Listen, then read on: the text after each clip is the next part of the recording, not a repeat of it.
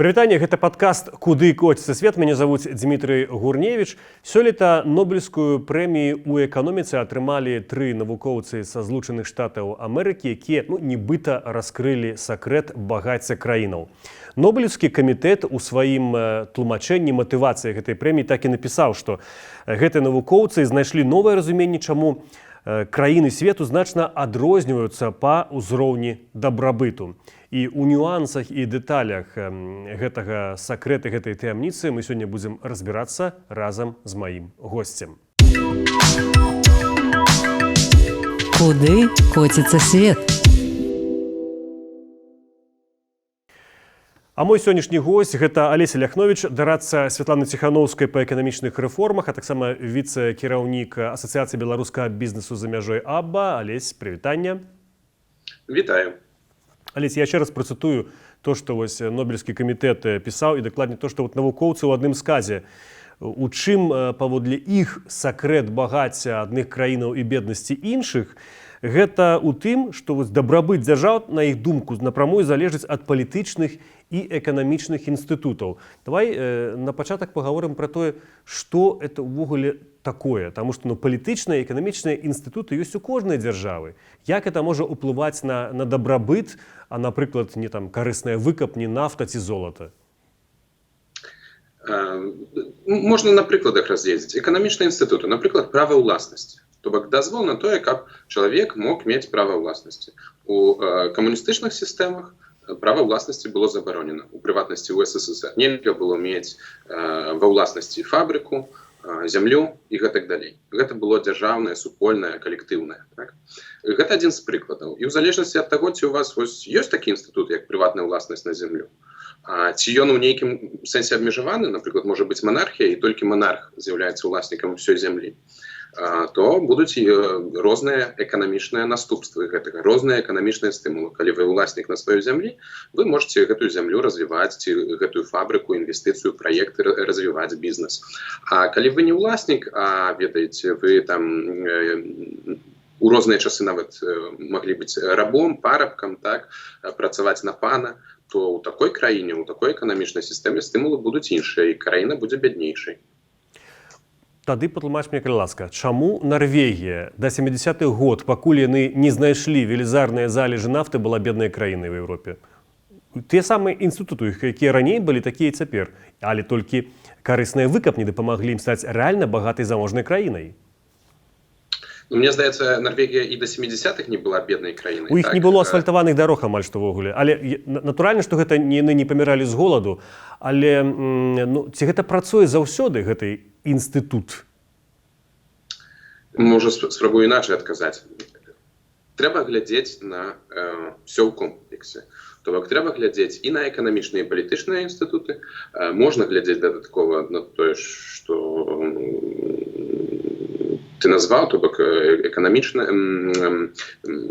натуральныя рэсурсы, геаграфія, то бок крыху прасцей. Напрыклад, было развівацца Польшчы, у якой ёсць ліберальныя дэмакратычныя суседзі, а значна складаней развівацца Грузіі, якая знаходзіцца ў іншым геапалітычным кантэксце. То бок у цэлым трэба глядзець і на геаграфію, і на культуру, і на нейкія традыцыі.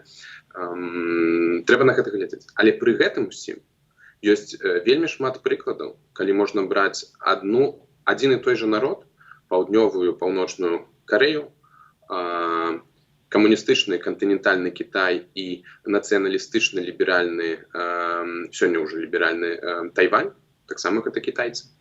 Можна браць Беларусь і Польшчу, гэта не адна краіна, але краіны, якія прыналежаць да такога самага рэгіёну, маюць даволі доўгую супольную гісторыю і так далей, але абралі розныя эканамічныя палітыкі і маюць розныя эканамічныя вынікі.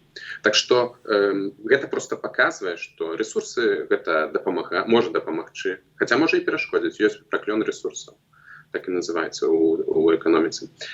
Геаграфія можа дапамагчы, то бок крыху прасцей развівацца, калі у вас спрыяльны клімат, цяжэй развівацца, калі вы жывяце на пустыні. Але пры гэтым Ізраіль жыве на пустыні і адна з самых перадавых тэхналагічных краін у свеце. Так што ўсё роўна з усіх гэтых фактараў, якія трэба ацэньваць сукупна, самы галоўны гэта менавіта эканамічныя і палітычныя інстытуты. То есть это означает, что вот ты уже сказал одно, там прыватная уласнасць, мы ведаем, што гэта адзін з такіх інстытутаў, который спрыяе багаццю, так? А што яшчэ у тым пераліку можа быць? Стабільнае заканадаўства. То заканадаўства не павінна мяняцца, як у Беларусі там пастаянна яшчэ працаваць заднім числом, так званым. Так? Гэта таксама незалежная падзел улады. Так, то бок звычайна сярод багатых краін, большасць багатых краін гэта дэмакратычныя краіны. Выключэнне складае некалькі краін, нафтавых краін бліжняга ўсходу, гэта манархіі, і Сінгапур, які не зусім дэмакратычны, ён рухаецца ў бок дэмакраты, але гэта не дэмакратычная краіна, тым не менш гэта адна з самых багатых краін. Сярод усіх астатніх краін гэта будуць дэмакратычныя краіны. Вельмі складана пабудаваць багатую эканамічную сістэму, калі у вас дыктатура, манархія і так далей. Просто на аднаго разумнага кіраўніка, пра якога многія народы хацелі бы марыць і думаць, прыходзіцца 100 палпотаў, такі, які у сваёй краіне, у Камбоджы, патапіў у крыві мільёны, дзесяткі працэнтаў свайго насельніцтва. І тое самае можна згадаць пра Кубу, Паўночную Карею, Кімаў, Сталіна і так далей. Так што, ну вось, падзел улады, незалежныя СМІ, гэта таксама інстытут, мясцовае самакіраванне. У некаторых краінах яно ёсць, напрыклад, у Польшчы моцна развіта, гістарычна моцна развіта. У Беларусі сёння ўсе там чыноўнікі, яны падпарадкаваныя Лукашэнку, а не сваім выбарнікам. І гэта мае дрэнныя наступствы, эканамічныя наступствы для краіны. А што тады наконт Кітаю? Ну гэта не дэмакратычная краіна і краіна, якая кіруе камуністычная партыя. Пры гэтым аб'ектыўна за апошнія 30 гадоў гэта краіна моцна вырасла ў эканамічным плане і дыктуе ўвогуле, можна сказаць, тренды ва ўсім свеце.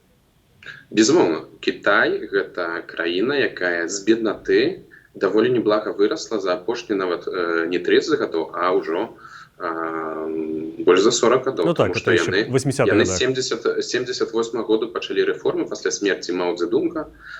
Дэн Сяопін. Реформы Дэн Сяопінга, так? І, па-першае, хочу звярнуць увагу. Першае, што Кітай надалей не з'яўляецца багатай краінай.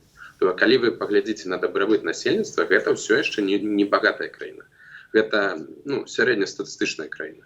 Што цікава, яны ўжо абагналі Беларусь 10 гадоў таму. Хаця 45 гадоў таму яны галадалі. Людзі там паміралі мільёнамі з голаду. А сёння яны ўжо там по паказчыку валавы ўнутраны прадукт на душу насельніцтва беларусы жывуць на ўзроўні 60% ад кітайскага паказчыка. То бок першае, Кітай яшчэ не багатая краіна. І да таго моманту, як ён будзе набліжацца да багатых краін, яго эканамічны рост хутчэй за ўсё будзе запавольвацца. Па-другое, на што варта звярнуць увагу, што гэты эканамічны рост ён пачаўся якраз такі пасля пачатку лібералізацыі і правядзення эканамічных рэформаў. У тым ліку прыватная ўласнасць на зямлю, у тым ліку прыватная ўласнасць на іншыя сродкі вытворчасці, на вялікую міграцыю з вёсак у гарады, на адкрыццё, на глобалізацыю, так, адкрыццё эканомікі для міжнароднай канкурэнцыі, для замежных інвестараў, стварэння стымулаў для экспартаарыентаваных прадпрыемстваў. Так што тут все залежыць, і гэта не з'яўляецца, кітайскі прыклад не з'яўляецца, так сказаць, ён кладзецца вось у гэтую наратыў, пра які кажа Нобелеўскі камітэт і ў прыватнасці аўтары, якія атрымалі Нобелеўскую прэмію. Але ці ўсе краіны, которые ідуць вось на такія крокі, якія ты пералічыў, і прыватная ўласнасць, і добрая судовая сістэма, падзел улады, ці няма выключэнняў тут у свеце? Я маю на ўвазе, ці ўсе яны багатыя? Ці можа штосьці ў іншым нешта пайсці не так, і гэта абсалютна не гарантыя таго, што краіна будзе багатая? Ці ведаеш, што дэмакратычныя краіны бедныя? Безумоўна, так. Я, напрыклад, чуў пра Індыю. Ну, Індыя ёсць таксама там спрэчнасці, ці Індыя гэта самая вялікая дэмакратычная краіна свету, ці ўсё ж такі там ёсць праблемы з дэмакратыяй, але так, дэмакратыя не гарантуе поспех. То бок сярод багатых краін большасць будзе дэмакратычных, але сярод бедных таксама будуць дэмакратычныя краіны. Але вось дыктатура, яна хутчэй за ўсё будзе гарантаваць беднату і масавыя рэпрэсіі. як гэта было ў СССР, паўночнай Карэі, паўночным В'етнаме, паўночным Кітаі, не папрашайце, камуністычным В'етнаме, камуністычным Кітаі і ў многіх якіх іншых краінах. Вось пра Сірыю можна ўзгадаць, так, пра масавыя рэпрэсіі там. Так што калі вы не жадаеце такіх наступстваў, то лепш галасаваць за дэмакратыю і падтрымліваць дэмакратыю, каб такіх масавых рэпрэсій не было. Нам часам пишуць у каментары розныя канспіролагі, яны сцвярджаюць, што багатыя краіны сёння, ну, это пераважна так званыя краіны захаду, плюс там Японія, Аўстралія, гэта краіны, якія збудавалі сваё багацце і свой дабрабыт дзякуючы эксплуатацыі іншых народаў. Напрыклад, у Еўропе, зразумела, гэта калоніі, там брытанская імперыя, французы, іспанцы, яны вывозілі проста багацце з іншых дзяржаў, яны збудавалі, дзякуючы гэтай эксплуатацыі свае паспяховай эканомікі. І сёння гэта так званы, як кажа Путін, той залаты мільярд. Як ты да гэта ставішся? Не ўсе каланізатары сталіся паспяховымі найбагацейшымі краінамі. Напрыклад, Партугалія, Іспанія, сёння яны, скажем так, не самыя багатыя. То бок гэта краіны, якія самыя бедныя сярод заходняй Еўропы, калі казаць. То бок у еўразвязе да пашырэння ў 2004 годзе на краіны былога сацыялістычнага блоку сярод гэтых 15 краін Італія, Іспанія, яны знаходзяцца ў канцы. Хаця гэта яны адкрывалі і Афрыку, і Амерыку лацінскую, і Паўночную Амерыку. Так, яны сёння не з'яўляюцца перадавымі, самымі заможнымі, самымі развітымі інавацыйнымі краінамі. З іншага боку, ёсць калоніі, якія сталіся заможнымі. Можна пералічыць США, Канаду, Аўстралію, Новую Зеландыю. То бок гэта краіны, якія павінны былі паводле некаторых спекуляцый быць беднымі, так, а яны якраз такі багатыя. Так што ўсё ж такі сапраўды інстытуты яны важныя, бо тая самая Гішпанія ці іншыя каланізатары, яны маглі каланізаваць розныя краіны, але ў залежнасці ад абставінаў, ад розных нормаў. Ну, вось, напрыклад, у Паўночнай Амерыцы было значна менш насельніцтва, калі туды прыплылі еўрапейцы, чым у Паўднёвай Амерыцы. І ў Паўднёвай Амерыцы было прасцей выкарыстоўваць бесплатную ці нявольніцкую працоўную сілу у сваіх мэтах, у мэтах каланізатараў. У Паўночнай Амерыцы гэта было немагчыма, таму што там проста не хапала людзей. І ў Паўночную Амерыку трэба было прывозіць людзей з Еўропы. І вось гэтыя людзі з Еўропы, яны з часам пабудавалі інстытуты і вось выбарнасць сваіх кіраўнікоў, мясцовае самакіраванне, правы ўласнасці. Стварылі такія стымулы, каб людзям з Еўропы хацелася пераязджаць у Паўночную Амерыку жыць, каб іх колькасць павялічвалася, а дабрабыт усёй гэтай краіны Злучаных Штатаў рос. Да, гэта якраз такі і ёсць адзін з тэзісаў трох названых ужо нобелеўскіх лаўрэатаў. Яны якраз і лічаць вось дабрабыт Амерыкі сакрэтам яго, вось тое, што каланізатары мусілі ўсё пачынаць спачатку. Ну, але это таксама не кожнаму даецца. Ёсць краіны, дзе людзі самі ўсё робяць ад самага пачатку, так, і будуюць інстытуты, але ў іх не атрымліваюцца гэтыя інстытуты. У чым тут праблема? Бо ёсць краіны постсавецкай прасторы, напрыклад, так, которые ідуць у бок дэмакратыі. Но, але ўжо за амаль за 2 пакаленні поспехі там не феерверкі. Нават, прабач, я нават тобі скажу, нават такая краіна, як Латвія або Літва. Калі глядзець іх валавы ўнутраны прадукт на аднаго жыхара, там лічбы фантастычныя. Яны на ўзроўні развітых краін Еўрапейскага звязу. Ну, але калі ты размаўляеш там з людзьмі і ты бачыш узровень таксама эміграцыі заробкавай на захад, это не так выглядае, як на статыстыцы.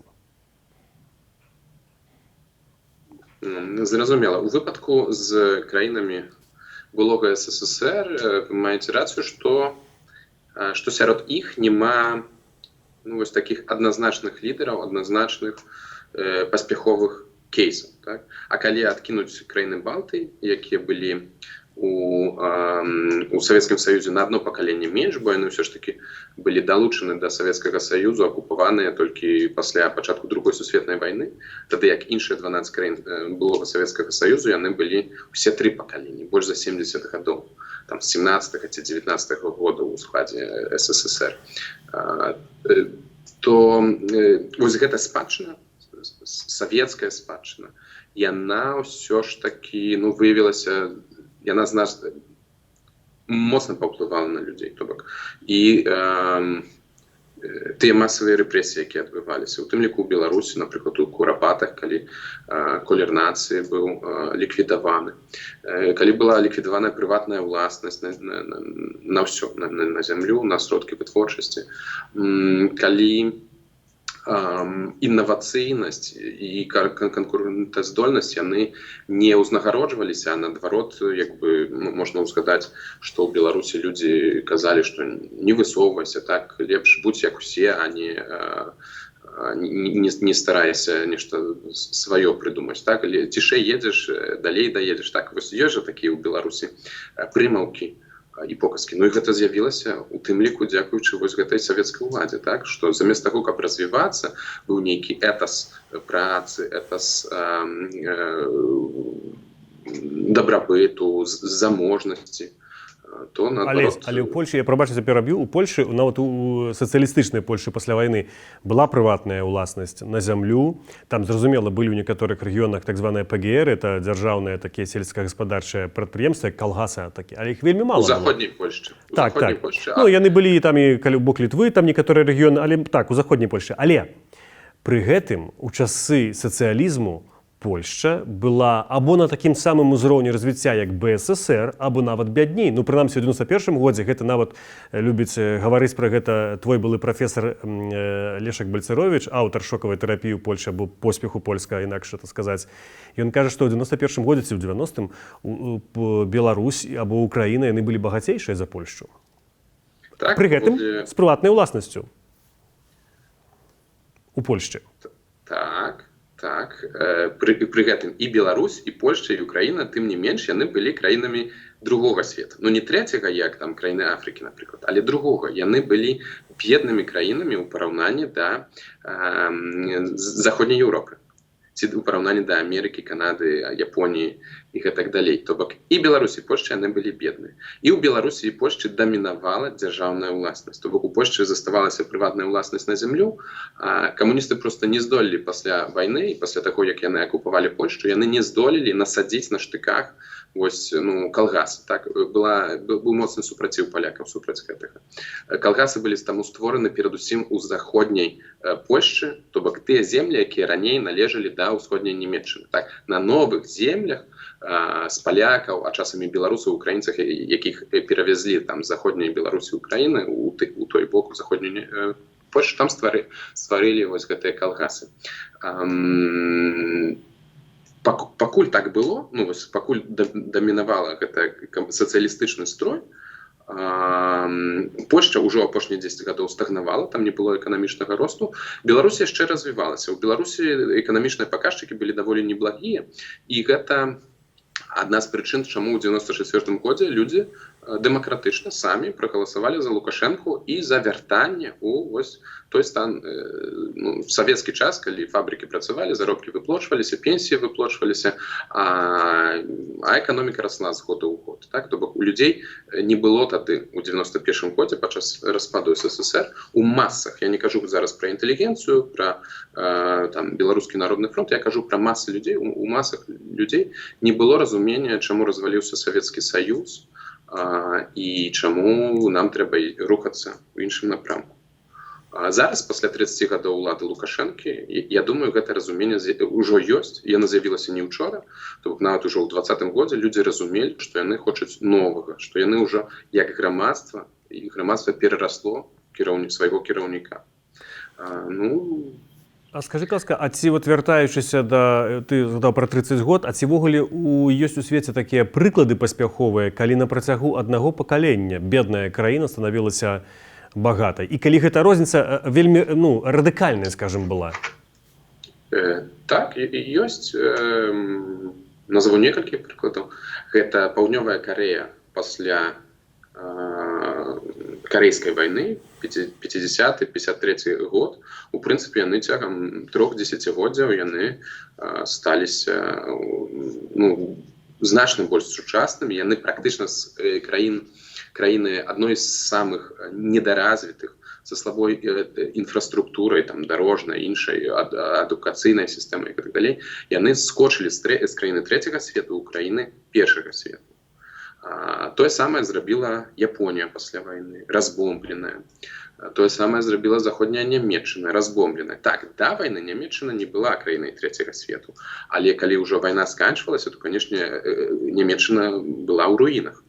Тым не менш, дзякуючы разумнай эканамічнай палітыцы, заходняя Нямецчына хутка адбудавалася.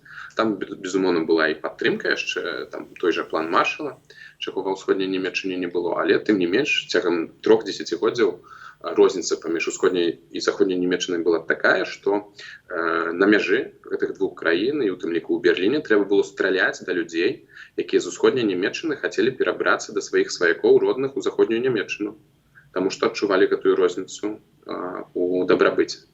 Можна ўзгадаць Ірландыю. Ірландыя, калі я не памыляюся, 600 гадоў жыла пад брытанскай акупацыяй, так? Належала да Англіі, да Брытаніі. І ў 20 стагоддзі нарэшце дамаглася незалежнасці. Яшчэ ў палове 19 стагоддзя там людзі з голаду паміралі. Там быў перыяд, калі сапраўды не было чаго есці, там была нейкая інфекцыя на дадатак, былі праблемы з бульбай, дарэчы, там таксама бульба папулярны прадукт. І ірландцы масава паміралі з голаду і масава эмігравалі, вось, між іншым, у той перыяд, палова 19 стагоддзя ў ЗША. Адтуль з'явілася, вось у той момант з'явілася моцна ірландская дыяспара ў ЗША. І толькі калі Ірландыя стала незалежнай краінай, пасля 70-х пачала праводзіць эканамічныя рэформы, то яна ўжо ў нулявыя гады абагнала сваю былую метраполію Великабрытанію. Сёння па статыстыцы ірландцы жывуць лепш, чым брытанцы. То бок можна глядзець не толькі на усходнеазіяцкія тыгры, так званыя, так, Японія, Сінгапур, Паўднёвая Карэя, Тайвань, Гонконг, але можна таксама знайсці і ў Еўропе таксама прыклады хуткага развіцця. Адным з такіх прыкладаў хуткага развіцця называюць Польшчу. Але я вельмі часта чую крытыку, ты як все-таки як эканаміст, патлумачце, яна мае пад сабой абгрунтаванне, што гэта звязана найперш з тым, што у Польшчу Захад запампаваў, інвеставаў велізарныя грошы, нібыта там дзесяткі мільярдаў, ці там сотні мільярдаў даляраў, менавіта таму адбыўся такі стрэл польскай эканомікі. Што без гэтага нічога б не было проста. Гэта не асноўная прычына польскага эканамічнага цуду. Я пагаджуся, што тое, што адбылося ў Польшчы за апошнія 35 гадоў, у Польшчы гэта пачалося ў 89 годзе, пасля паўдэмакратычных выбараў, дарэчы, так? Пасля круглага стала, то бок былі перамовы, мірны пераход улады ад камуністычнай партыі да апазіцыі, працоўнага руху «Салідарнасць», так, то бок працоўны рух, таксама там шмат было людзей левых поглядаў, альбо яны, я бы сказаў, пераважалі, але тым не менш яны абралі разумную эканамічную палітыку, якая прывяла да такіх поспехаў. Цягам 35 гадоў. Чаму гэта называецца цуд? Таму што ніколі в сваёй гісторыі Польшча за 1000 гадоў сваёй гісторыі яна ніколі не жыла лепей, чым заходнія краіны Еўропы. То бок нельга было знайсці такую краіну заходняй Еўропы, у параўнанні з якой Польшча жыла б лепей у гэтыя 1000 гадоў. А цягам 35 гадоў усяго толькі з гэтай 1000-гадовай гісторыі Польшча ўжо абагнала як мінімум дзве краіны заходняй Еўропы. Гэта Грэцыя і Партугалія. Сёння паводле валавага ўнутранага прадукту, паводле парытэту пакупніцкай здольнасці, то бок улічваючы розніцу ў коштах у розных краінах, палякі жывуць лепш, чым вось грекі і партугальцы. І даганяюць ужо іспанцаў. На чарзе Італія, то бок гэта таксама можа стацца цягам некалькіх бліжэйшых гадоў. Таму гэта сапраўды цуд, якога ў гісторыі Польшчы не было, і палякі ў цэлым гэтым ганарацца. Калі выміраць все толькі ў грашовым эквіваленце, то ізноў жа вельмі класна параўноўваць краіны паміж сабой. Беларусь за 30 гадоў кіравання Лукашэнкі ад Расіі атрымала у абсалютнай колькасці прыкладна столькі ж мільярдаў, то там гэта вымяраецца прыкладна 200 мільярдаў долараў, калі глядзець на то, колькі Беларусь зашчадзіла на танных энерганосьбітах, газе, нафце. Нафту Беларусь перапрацоўвала, прадавала ўжо па рынкавым кошту ў Еўропе, і гэта быў адна з крыніц поспеху беларускай эканамічнай мадэлі да пэўнага часу. Так? У працэнтным эквіваленце, колькі гэта складае працэнтаў беларускай эканомікі, то Беларусь атрымлівае значна, у разы, просто у 4-5 разоў больш атрымлівае ад Расіі, чым Польшча ад еўразвязу. То бок Польшча ад еўразвязу на нетта аснове, то бок тое, што яна атрымлівае з Брюсселя, мінус тое, што яна плоціць у супольны бюджэт, яна атрымлівае ў год прыкладна 3%, часам крыху менш 2-3% валавага ўнутранага прадукту. Беларусь жа ад Расіі, я лічу з 2000 году па сённяшні момант у сярэднім ашчаджала 15%, зараз крыху менш, але 10-15% валавага ўнутранага прадукту. То Польшча атрымлівае 2-3% ад Брюсселя, Беларусь ад Масквы атрымлівае 10-15%, у разы больш. А вынікі, тым не менш, дыаметральна розныя. Польшча гэта краіна, якая даганяе перадавыя заходнія краіны, а Беларусь гэта краіна, якая адстае і становіцца самай беднай краінай Еўропы. І ў чым, на твою думку, тут галоўная перашкода, каб Беларусь, прынамсі, не паўтарыла такі польскі ўзор? Бо ўсё ж такі людзі, сапраўды, ментальнасць палякаў і беларусу вельмі падобная. Не хапае выбарнасці ўлады, так?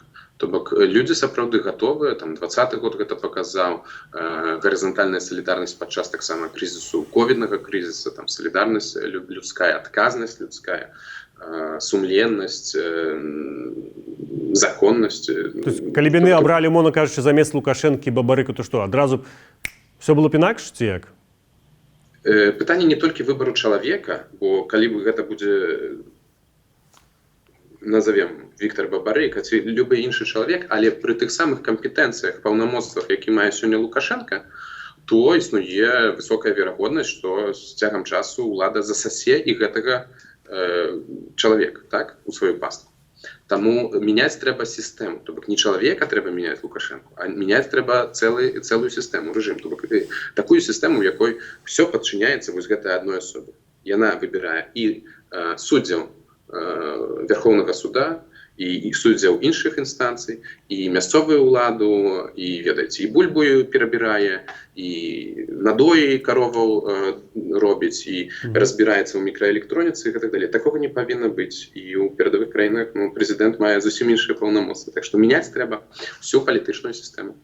Алеся, цяпер давай пагаворым трошкі ад адваротнага. А ці ёсць краіны, якія з багатых робяцца беднымі? І ці сведчанне гэтага працэсу ёсць, напрыклад, зараз, калі мы бачым у некаторых краінах нават заможнага захаду, там людзі галасуюць, як кажуць палітолагі, за папулістаў, таму што змяншаецца ўзровень жыцця. Я сам недавно размаўляў у нашым падкасці з Алесяй Сідлярэвіч з Лондану, таксама беларуска, которая займаецца фінансамі, піша пра фінансы, і яна кажа пра тое, што ў 70-е гады ангельцы змаглі сабе дазволіць значна больш за сярэднія заробкі, маглі купляць сабе дамы. Цяпер яна кажа, што трэба ўсё жыццё пахаць да 100 гадоў, каб мець мізэрную пенсію.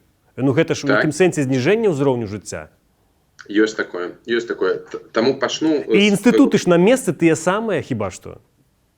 Пачну з твайго першага, бо ты закрануў некалькі тэмаў. І калі я не адхожу, то нагадайся. Па-першае, ці ёсць такія прыклады, калі багатыя краіны беднеюць? Ёсць, іх вельмі мала. Гэта, адзін з такіх прыкладаў, гэта Аргентына. Аргентына да 1920 году, ці ўвогуле на пачатку 20-го стагоддзя, яна была таксама заможнай краінай, як ЗША. У пераліку на душу насельніцтва. Аргентынцы былі таксама багатымі людзьмі, як і амерыканцы. З таго часу яны пачалі выбіраць папулістаў, у іх пачалі прыходзіць да ўлады хунты вайсковыя, іншыя радыкальныя палітыкі, і Аргентына, у прынцыпе, там топчацца на месцы. Сёння, конечно, аргентынцы жывуць лепш, чым 100 гадоў таму, але гэтае развіццё за 100 гадоў, гэта, яно ні ў якое параўнанне не ідзе з тым, як развіваліся іншыя перадавыя краіны. То бок можна беднець. Венесуэла, яшчэ іншы прыклад. У цэлым Венесуэла, конечно, не была самай перадавой краінай Лацінскай Амерыкі, але яна была даволі багатай краінай. Сёння ж венесуэльцы, як слухачы, я думаю, ведаюць, там шмат людзей. Там па-першае, можна проста статыстычна паглядзець, на колькі кілаграмаў людзі схуднелі. Ёсць, Ну, это добра, зараз все земляки купляюць, на 15-20 кілаграмаў. То бок, можете в сярэднім, то бок не просто там 5 чалавек ці 5% насельніцтва. В сярэднім, калі ўзяць все насельніцтва схуднела, там, здаецца, на 15 кілаграмаў. То бок розніцу можна сабе уявіць. Таму не кажуць уже пра масавую міграцыю з Венесуэлы, там, у США ці ў іншыя краіны. Таму ёсць краіны, якія беднеюць. Больш прыклад, але такіх прыкладаў не шмат. Таму што, і багатай краіны не так шмат насамрэч у свеце. Так? І багатства яно выміраецца як бы ў параўнанні да чагосьці. То бок, сённяшнія багатыя краіны, яны просто, ці іначай скажу, 100 гадоў таму там багатыя краіны Еўропы, яны па сённяшніх мерках гэта там жабракі, бедныя краіны. Таму багацце трэба выміраць заўсёды ў параўнанні да чагосьці, да сярэдняга ці там да бедных краін. Значна больш прыкладаў, калі эканомікі стагнуюць. То бок не беднеюць, але запавольваецца іх эканамічны рост. І такіх прыкладаў значна больш. Японія. Яна да 90-х гадоў, да нулявых, да канца 90-х гадоў, яна вельмі імкліва развівалася, і, ў прынцыпе, многія эканамісты прыходзілі да думкі, што Японія павінна абагнаць США і, ў прынцыпе, стаць такім светавым гегемонам. Гэтага не сталася, у тым ліку праз дэмаграфічныя праблемы. Але не толькі, там ёсць іншыя эканамічныя праблемы, структура эканомікі, кансерватыўны рынок працы і так далей. Іншы такі прыклад – гэта запавольванне росту, гэта Нямецчына, вось мы сёння назіраем. То бок за апошнія, літаральна колькі, 10 гадоў прыкладна Нямецчына вельмі моцна адстала ад, напрыклад, развіцця Злучаных Штатаў Амерыкі. Так што такія прыклады ёсць. Другое пытанне, чаму так здараецца? То быццам бы інстытуты тыя ж самыя, а штосьці ўсё ж такі змяняецца. Тут трэба, я думаю, у кожны кейс глядзець асобна. То бок у Японіі, як я называў, там былі праблемы з дэмаграфіяй, мала людзей нараджалася, шмат людзей старэла, піраміда. Ведаеце, вось замест такой дэмаграфічнай піраміды станавілася ўсё больш падобнай да такой піраміды. І такая эканоміка, безумоўна, значна горш развіваецца. У Японіі таксама стымулы да інавацыі, яны маюць свае абмежаванні. То бок там людзі, напрыклад, яны могуць усе 30 гадоў працаваць на адну кампанію. І часам нават на той самай пасадзе. То бок гэта там называецца лаяльнасць. Людзі вельмі лаяльныя да свайго працадаўцы, там складана з гэтай мабільнасцю. І каб далей развівацца, разумееце, то бок Японія дасягнула са сваімі інстытутамі пэўнага поспеху. Каб далей станавіцца яшчэ больш развітай, яшчэ больш тэхналагічна і інавацыйна развітай краіны, трэба гэтыя інстытуты паляпшаць. А у Японіі па нейкай прычыне гэтага не сталася. Так? Трэба разбірацца чаму. У Нямецчыне там ёсць свае праблемы. Гэта і неправільная энергетычная палітыка, калі Нямецчына замест развіваць свае крыніцы энергіі, у тым ліку і атамную энергетыку, яны зрабілі стаўку на супрацу з Расіяй і вось энергетычную залежнасць ад Расіі. Таму калі кошты на нафту, на газ выраслі, то для нямецкай прамысловасці гэта сталася праблемай. Зараз мы назіраем, як у Кітаі пакрысе эканамічны рост таксама запавольваецца, таксама і праз дэмаграфічныя праблемы, і праз ужо высокі скумуляваны доўг прадпрыемстваў, доўг мясцовых органаў самакіравання, доўг таксама расце людзей, хатніх гаспадарак. Так што такіх прыкладаў значна больш, і там трэба глядзець уважліва на кожную канкрэтную эканоміку. А ці ёсць у гэтым сакрэце дабрабыту розніца паміж эканамічнымі мадэлямі, паміж, напрыклад, так называюць найчасцей там левыя, правыя, это самыя папулярныя палітычныя плыні цяпер у свеце? Трэба глядзець, хто што разумее пад гэтымі тэрмінамі, бо сёння, я думаю, вельмі складана акрэсліць, што азначае левы палітык, што азначае правы палітык. Калісьці гэтая дыхатомія, яна была больш простай, то бок былі там сацыялы-рэвалюцыянеры, ці там камуністы, былі нацысты, нацыянал-дэмакраты, іншыя нейкія партыі. Гэта было нейкая ідэалагічны фундамент пад гэтым. І, безумоўна, у гэтых двух крайнасцях абедзве крайнасці дрэнныя. То бок і камуністычная левага толку палітыкі прывялі да калапсу сваіх эканомік, і вось крайне правыя палітыкі, яны в прынцыпе, крайне правыя, я маю на ўвазе і фашыста Мусаліні, і нацыста Гітлера, яны таксама прывялі да крахаў сваіх эканомік. Таму крайнасці яны дрэнныя любыя, і левыя крайнасці, і правыя крайнасці. Калі глядзець у больш сярэднім дыяпазоне, то тут да поспеху могуць прывесці і сацыял-дэмакраты, і кансерватары. Все залежыць ад таго, якую эканамічную палітыку яны праводзяць. І ці з'яўляюцца яны папулістамі, ці ўсё ж такі яны дбаюць пра больш стратэгічныя рэчы. І праблема зараз заключаецца ў тым, пра якую ты сказаў, што і ў Злучаных Штатах, і ў Великабрытаніі, у некаторых іншых краінах, у Польшчы таксама, да ўлады ўсё часцей прыходзяць папулісты. То бок людзі, у прынцыпе, у якіх няма вось гэтага ідэалагічнага складніка, і вельмі важна для іх заставацца пры ўласці. І гэта беда, і гэта вядзе да таго, што складаны. Часам у эканамічнай палітыцы таксама трэба прымаць часам складаныя рашэнні. Прыватызаваць калгасы ў 89-м годзе ў Польшчы гэта было складаным рашэннем. І некаторыя дагэтуль гэтае рашэнне крытыкуюць. Хаця ў цэлым яно пазітыўнае.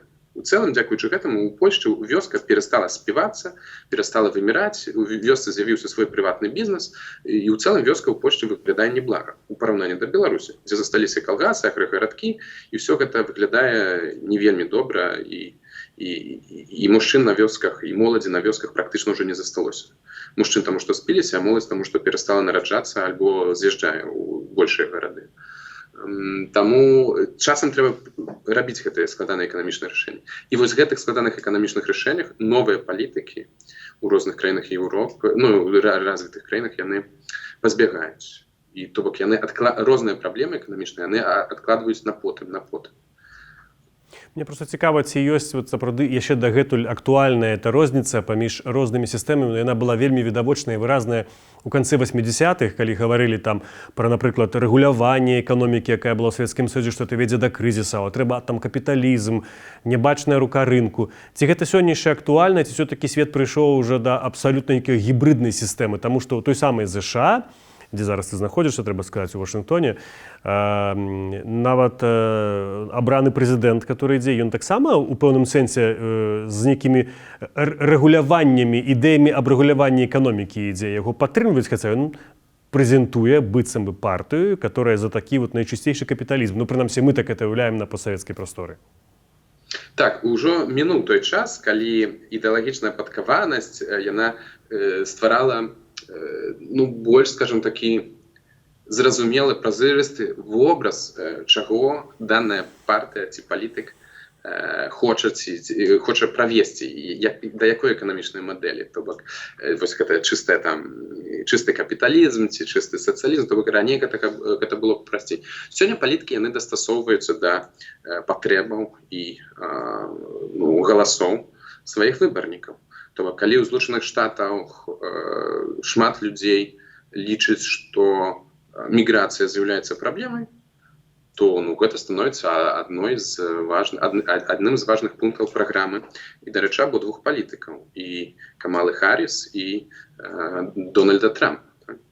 Калі заробкі, якія стагнуюць перадусім для сярэдняга класу у Амерыцы, сапраўды таксама, як ты назваў, для Великабрытаніі, таксама ёсць такое, што у 80-х гадах сярэдні клас мог сабе дазволіць больш, матэрыяльна мог сабе дазволіць больш, чым сёння сярэдні клас можа сабе дазволіць.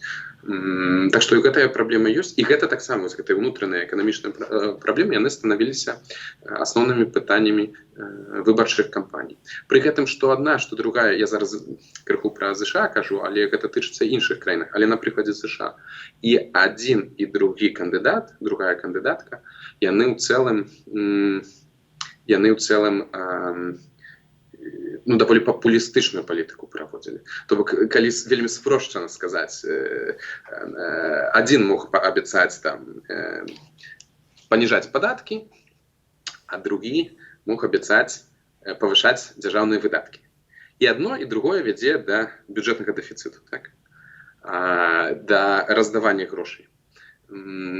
Проста іншымі каналамі, так? І змагаліся за крыху іншых выбарнікаў, але і одна і другая палітыка гэта была даволі папулістычная палітыка. Таму ёсць такое, і каб па-першае, я даволі спакойна да гэтага стаўлюся ў выпадку з ЗША. Тут все ж таки дэмакраты ўжо 250 гадоў і спраўляецца, так што я не гляджу на гэта, што тут нейкая трагедыя. Гэтая сістэма, яна мае рычагі супрацьвагі, то бок тут дыктатары не даходзяць да ўлады, гэта самае галоўнае. Таму неяк гэта все будзе выпраўляцца, і ў прынцыпе не заўсёды абяцанні палітычныя, потым палітыкі, калі прыходзяць да ўлады, яны іх выконваюць. Вельмі часта яны гэтага не выконваюць. На жаль, ці на шчасце. Завяршаючы размову, скажы, ці магчыма, каб усе краіны свету на планеце былі багатымі? Ізноў жа, немагчыма, таму што гэта багацце яно параўнальнае. То бок вы, калі глядзіце на сваю вуліцу, вы параўноўваеце. Вось у вас такі дом, а ў суседа ён больш. Я табе скажу інакш. Ці магчыма, каб усе на зямлі мелі такія дамы, як у ваколіцах Вашынгтону або я не ведаю, Лос-Анджелесу? Я думаю, у тэорыі магчыма. Што трэба змяніць? Што тое, аб чым мы гаварылі, ці нешта яшчэ іншае? Так, як казалі нобелеўскія лаўрэаты, трэба праводзіць правільную, трэба уводзіць палітычныя і эканамічныя інстытуты, якія ствараюць стымулы для эканамічнага росту. Некаторыя з гэтых інстытутаў, мы пра гэта разважалі ўжо сёння, яны не ствараюць стымулу для росту, і гэта калі казаць пра эканамічныя. А палітычныя інстытуты, некаторыя з іх, яны не дазваляюць памяняць палітыкам, разумееце? Вось беларусы па сваіх поглядах у 94-м дэмакратычна выбралі Лукашэнку і зрабілі памылку. І потым ужо, на жаль, сістэма склалася такім чынам, і Лукашенко яе такім чынам памяняў, а людзі яе, на жаль, не абаранілі, бо не былі гатовыя да гэтай абароны, бо не мелі такога досведу абароны дэмакратычных вартасцяў, каштоўнасцяў, што, больш у беларусаў і ніхто і не пытаўся за 30 гадоў, каго б яны хацелі бачыць сваім прэзідэнтам. Таму трэба змагацца і за эканамічныя інстытуты, якія ствараюць стымулы для росту, і за дэмакратычныя інстытуты, каб калі палітыкі нам не падабаюць, каб мы маглі іх мяняць. Паколькі ты ўзгадаў все-таки Лукашенко і Беларусь, Грузія і Арменія і Малдова все ж таки ішлі і ідуць у дэмакратычным напрамку і значна больш паспяхова, чым Беларусь, але ў эканамічным плане, давай будзем аб'ектыўнымі, гэта бяднейшыя краіны, чым Беларусь. Чаму? Пры гэтым Грузія і Арменія і Малдова, яны заўсёды былі беднейшымі за Беларусь. Але ў апошнім часе Арменія і Грузія ўжо абагналі Беларусь, і па валаваму ўнутранаму прадукту на душу насельніцтва, і калі я не памыляюся, здаецца, па заробках таксама ўжо абагналі. Арменія тут дакладна, над Грузіяй не памятаю, але, здаецца, яны таксама абагналі. Гэта з улікам тых мігрантаў, которые з Расіі прыехалі багатыя, айцішнікі розныя пасля 22 года, ці як? Так, гэта з улікам усіх, хто на пастаяннай аснове пражывае ў Грузіі. Калі гэтыя імігранты на пастаяннай аснове пражываюць у Грузіі, значыць, з іх улікам. Грузія і Арменія абагналі Беларусь у 23-м годзе, Малдова па заробках абагнала Беларусь у 24-м годзе, таксама у 23-м годзе, так. Сёння, апошнія дадзеныя за другі квартал, малдаване зарабляюць на $100 больш, чым беларусы. Паводле валавага ўнутранага прадукту на душу насельніцтва абгоняць Беларусь у 26 годзе. Гэта прагноз міжнароднага валютнага фонду. Так што можа, як ты кажаш, як бы Грузія, Арменія, Малдова гэта не краіны першага свету, але тым не менш, дзякуючы таму, што там ёсць дэмакратыя і дэмакратычна абраныя улады праводзілі больш паспяховую эканамічную палітыку, чым у Беларусі праводзіў Лукашенко. Гэтыя краіны вось за апошнія 10-15 гадоў яны ўжо абагналі Беларусь. Хаця ніколі ў гісторыі, вось глядзіце, якая розніца. Польшча ніколі ў гісторыі не была больш заможнай, чым краіны Заходняй Еўропы. Сёння палякі за 35 гадоў сталіся больш заможнымі, чым грекі і партугальцы. А беларусы ніколі ў сваёй гісторыі не былі бяднейшымі за грузін, армян і малдаван. А сёння, дзякуючы Лукашенку, 30 гадоў ягонага кіравання, беларусы сталі беднейшымі за гэтыя тры краіны. І самая апошняя кропка, паколькі мы пераскочылі пытанне пра тое, ці магчыма ўсім быць багатымі ў свеце, мець падобны дабрабыт, мы еще не закранули одну важную справу, прынамсі напрыканцы. Все ж такі рэсурсы ў свеце на нашай зямлі, яны змяншаюцца.